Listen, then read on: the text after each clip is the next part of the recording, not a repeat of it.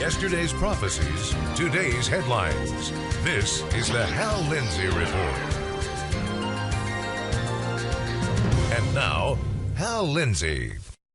Good evening and welcome to this edition of the Hal Lindsey Report. The book of Daniel is the most important prophetic book in the Bible, even more than the book of Revelation. But today, I'd like to focus not on the prophecies of Daniel, but on the man and his character. It is an especially timely study in a world charging headlong into a new dark age. Daniel lived one of the most remarkable lives in the history of the world. Even as a teenager, he changed the course of history. But in the story I want to examine today, many years have gone by. The Medes and Persians had defeated the Babylonians and taken their empire. Darius now ruled. For about 20 years following the death of King Nebuchadnezzar, it had seemed like Daniel's career was over. But as happened to him so often, he quickly rose through the ranks again. It seemed good to Darius to appoint 120 satraps over the kingdom, that they should be in charge of the whole kingdom. So the vast empire was run by 120 vice-regents. The satraps were accountable to commissioners, and over them 3 commissioners, of whom Daniel was one, that these satraps might be accountable to them and that the king might not suffer loss. Now in his 80s, Daniel once again rose to become one of the most powerful men in the world. Then this Daniel began distinguishing himself among the commissioners and satraps because he possessed an extraordinary spirit, and the king planned to appoint him over the entire kingdom. Then the commissioners and satraps began trying to find a ground of accusation against Daniel in regard to government affairs, but they could find no ground of accusation or evidence of corruption, inasmuch as he was faithful and no negligence or corruption was to be found in him. When this man, this Jew, grew in power and influence, it created jealousy among other high-ranking members of government. As the world grows darker, God can and will prosper and care for his people, but don't expect everything to be easy. Psalm 34, verse 19 says, "Many are the afflictions of the righteous." But the psalmist doesn't stop there. He goes on to say, "But the Lord delivers him out of them all." He proved it with Daniel. Then these men said, "We shall not find any ground of accusation against this Daniel unless we find it against him with regard to the law of his God." Daniel here embodies something that Peter told the church. If you're reviled for the name of Christ, you're blessed, because the Spirit of glory and of God rests upon you. By no means let any of you suffer as a murderer or thief or evildoer or troublesome meddler. But if anyone suffers as a Christian, let him not feel ashamed, but in that name let him glorify God. Jesus told us to expect persecution, but for his name, not for evildoing. That's the way it was with Daniel. They looked for wrongdoing, but found him above reproach. So they went after the very thing that made him so exemplary, his devotion to God. Then these commissioners and satraps came by agreement to the king and spoke to him as follows: "King Darius, live forever. All the commissioners of the kingdom, the prefects and the satraps, the high officials and the governors have consulted together that the king should establish a statute and enforce an injunction that anyone who makes a petition to any god or man beside you, O king, for 30 days shall be cast into the lion's den." That sounded great to Darius. It was the very kind of thing that might strengthen a king's hold on his kingdom. And the best part was that all the high government officials were in agreement. Leaders are always vulnerable to those to whom they have given power. That's why in the latter days of Joseph Stalin's reign in the Soviet Union, the worst thing that could happen to a government leader was to be promoted too high. To be placed in Stalin's inner circle meant that it was just a matter of time before he saw you as a threat and executed you. One other nice thing about that word all was that it seemed to include his most trusted servant, the wisest among them, Daniel. Maybe it was the flattery that got to the king, King Darius, but for whatever reason, he didn't realize that these men were lying to him. Daniel had not agreed. I doubt he was even consulted. Now, O king, establish the injunction and sign the document so that it may not be changed according to the law of the Medes and the Persians, which may not be revoked. The king of the Medes and Persians was an incredibly powerful ruler, so powerful that even he could not overrule his decrees. The phrase, the law of the Medes and the Persians, meant unalterable. The king signed the law, and the trap was set. We'll find out what happened after this message. Now, when Daniel knew that the document was signed, he entered his house. Now in his roof chamber, he had windows open toward Jerusalem. And he continued kneeling on his knees 3 times a day, praying and giving thanks before his God, as he had been doing previously. Daniel knew the document had been signed. He knew it was irrevocable. He knew the penalty, and he went to his house, kneeled toward Jerusalem, and prayed as he always had. His prayer life was systematic and regular. Here again, Daniel is a good example for us. He prayed 3 times a day, and a great deal of his prayer was thanksgiving. It wouldn't be a bad practice for any of us. It beats the usual, "Oh Lord, bail me out of this one." Daniel knowingly broke the law.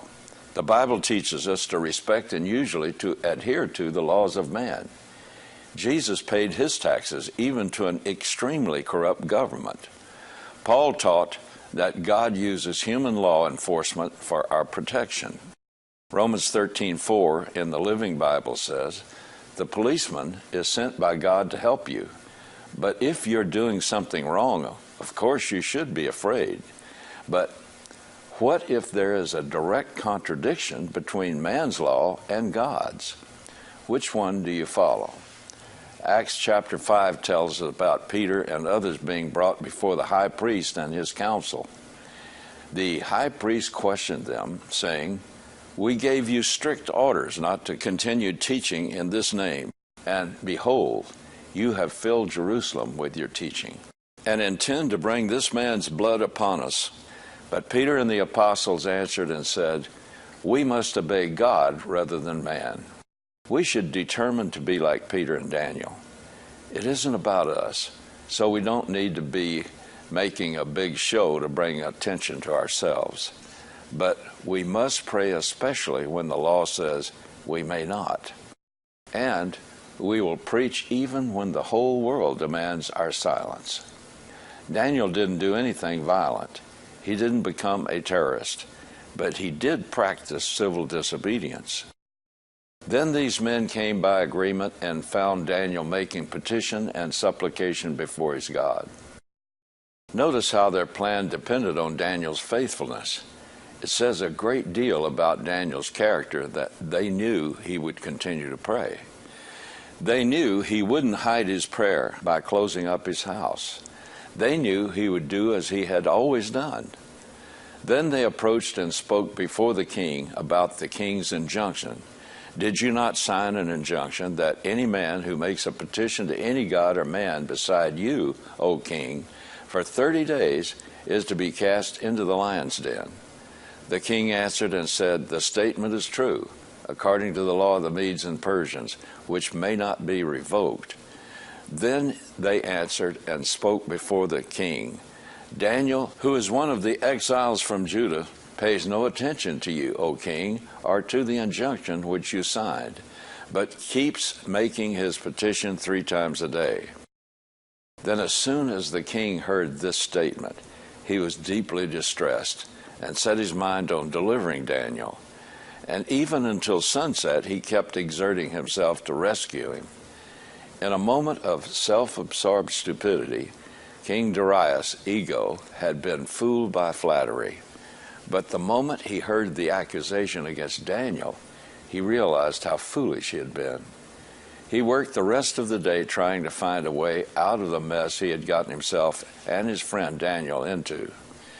But the power of his own word trapped him. It reminds me of the dilemma God faced when Adam and Eve chose death over life with him. He loved them, but he had given his word that sin always carries a death sentence, and his word is infinitely more certain than the law of the Medes and the Persians. Isaiah said, "The grass withers, the flower fades, but the word of our God stands forever." Jesus said, "Heaven and earth will pass away, but my words will not pass away," which is, by the way, a powerful claim to his deity. If God had said, "Let bygones be bygones," he would be breaking his own character.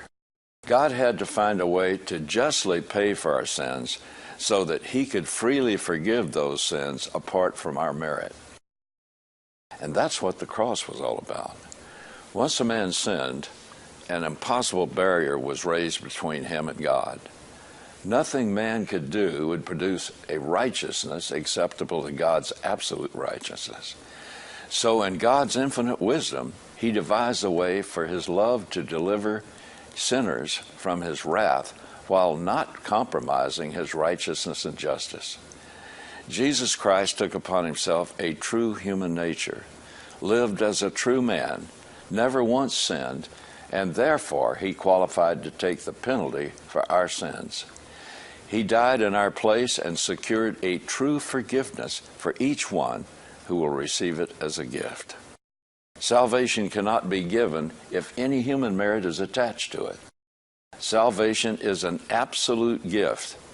Paul says, "Not through works of righteousness which we have done, but according to his mercy he saved us, through the washing of regeneration and the renewing of the Holy Spirit."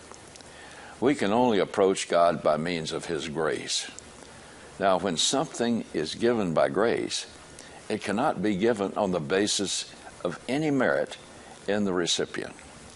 God further defines grace in relation to salvation. And if by grace, then it is no longer of works. Otherwise, grace is no longer grace. But if it's of works, it is no longer of grace. Otherwise, works is no longer works.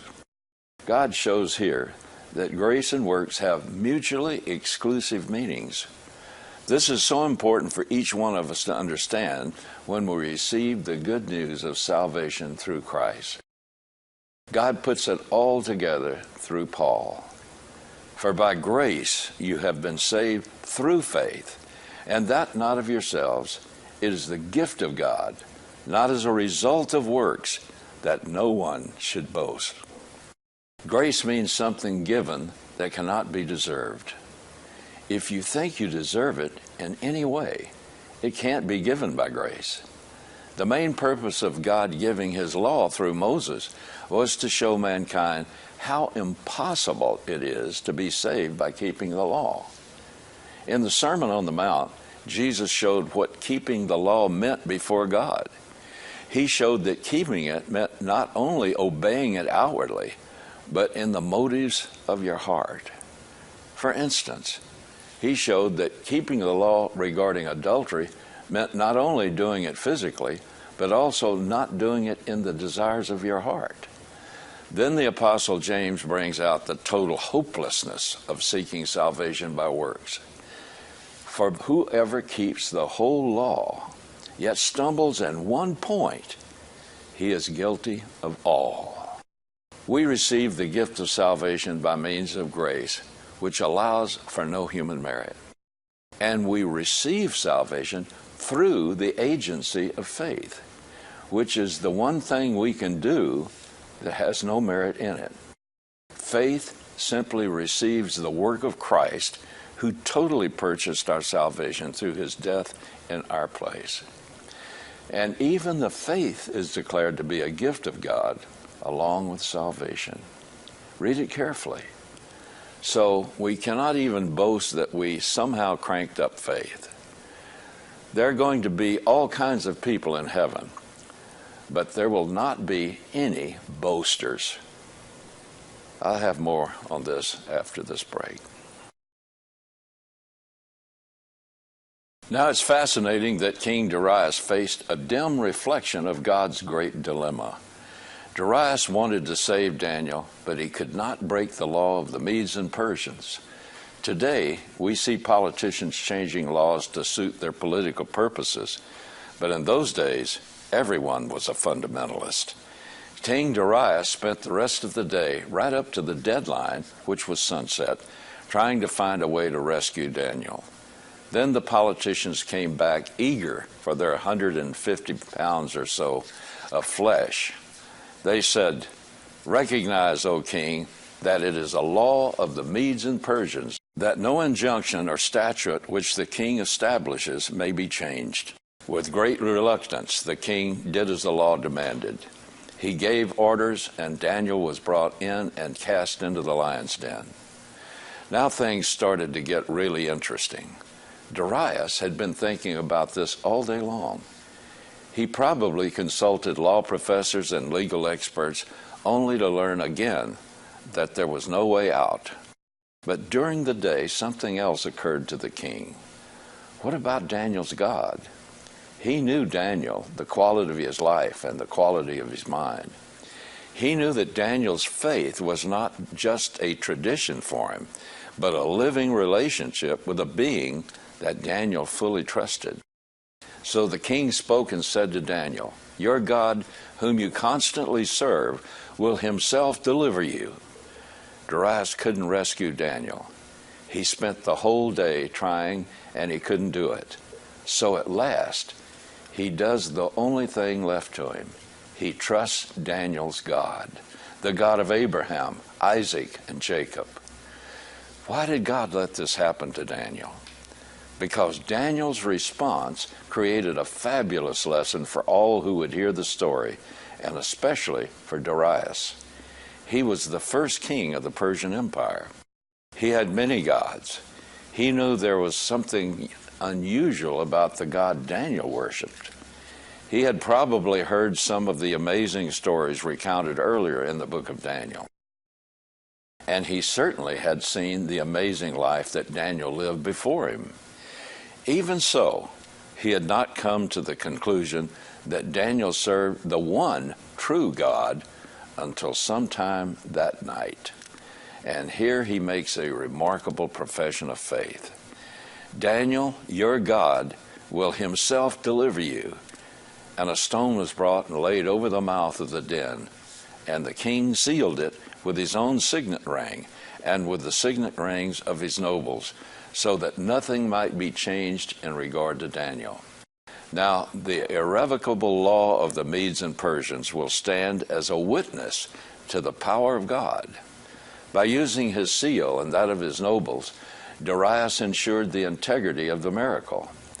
The law of the Medes and Persians meant that anyone who messed with the seal would pay with his life. When the body of Jesus was placed in the tomb, remember, a stone was rolled over that entrance too? In the 27th chapter of Matthew, the Pharisees went to Pilate and asked him to give orders for the grave to be made secure. So Pilate sent Roman guards, and they set a seal on the stone. That stone weighed almost 4,000 pounds.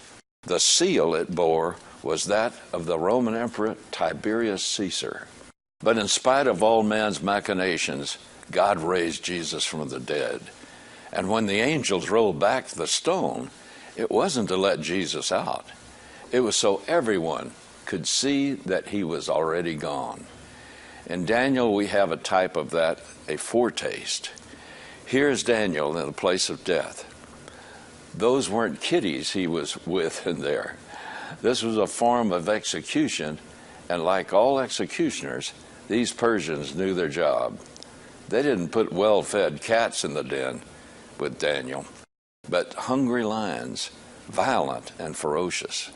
And Daniel was down there with these lions all night long. He was in the place of death, and when he was released the next day, it was much like being raised from the dead. Then the king went off to his palace and spent the night fasting, and no entertainment was brought before him. His sleep fled from him. The king was in distress all night long. It says he was fasting. To whom? To the God of Daniel. Then the king arose with the dawn at the break of day and went in haste to the lion's den. And when he had come near the den to Daniel, he cried out with a troubled voice. The king spoke and said to Daniel, Daniel, servant of the living God, has your God, whom you constantly serve, been able to deliver you from the lions? At this point, Darius heard a familiar voice. O king, live forever. Can you imagine his joy and wonder at that moment?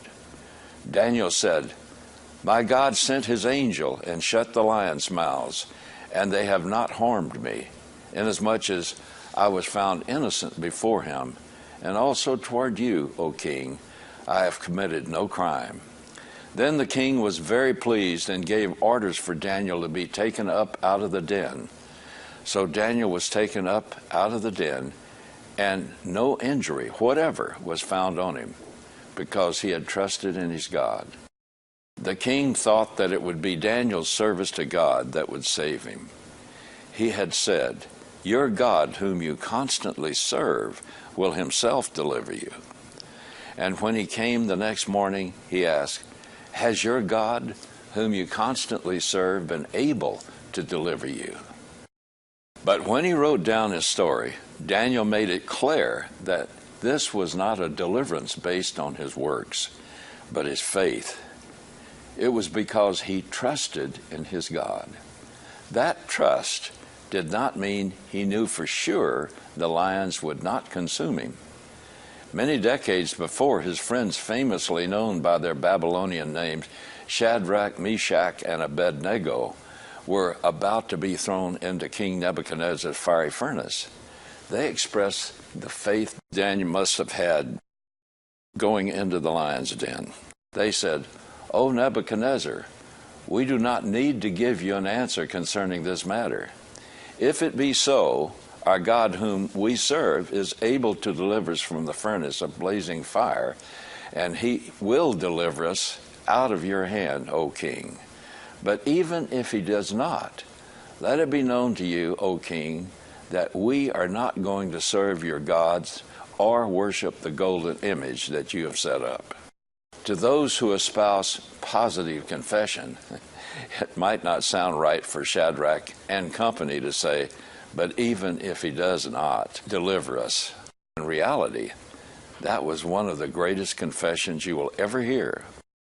Faith says, God is able to deliver me from my present circumstances, but deliver me or not, I still will serve him to my last breath. Daniel knew that these lions were hungry. He knew the laws of nature, and that unless God miraculously intervened, he would be eaten alive, and that is a terrible prospect. He knew for sure that God was able to deliver him, but like Christians in Roman arenas, he also knew that God might make the choice to bring him home that night. I don't believe Daniel was afraid to die, but he was a human being, and he certainly dreaded the thought of roaring lions ripping him to pieces. Satan surely showed up about this time, I'm sure, trying to give him a mental image of what dismemberment would feel and sound like. Daniel had to have combat faith, trusting the promises of God, not just for a moment, but all night long. What did he do? He trusted and kept on trusting. Through Daniel's witness, King Nebuchadnezzar eventually found the one true God, and he sent out a decree containing his testimony to all the world. The same thing happened with Darius. Then Darius the king wrote to all the peoples, nations, and men of every language who were living in all the land, May your peace abound. I make a decree that in all the dominion of my kingdom, men are to fear and tremble before the God of Daniel. And he went on from there to extol the virtues of the one true God. And by the way, King Darius rounded up the ones who plotted against Daniel and threw them and their families into the den. And the lions finally had their feast.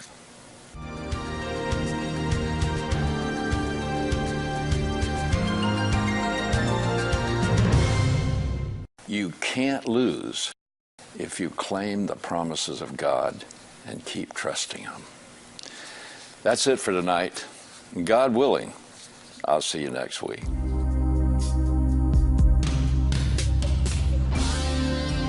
You've been watching the Hal Lindsey Report. To support this program, send your tax-deductible gift to Hal Lindsey Media Ministries, P.O. Box 470-470, Tulsa, Oklahoma 74147. You can also support this ministry online. Visit hallindsey.com or call 1-888-RAPTURE.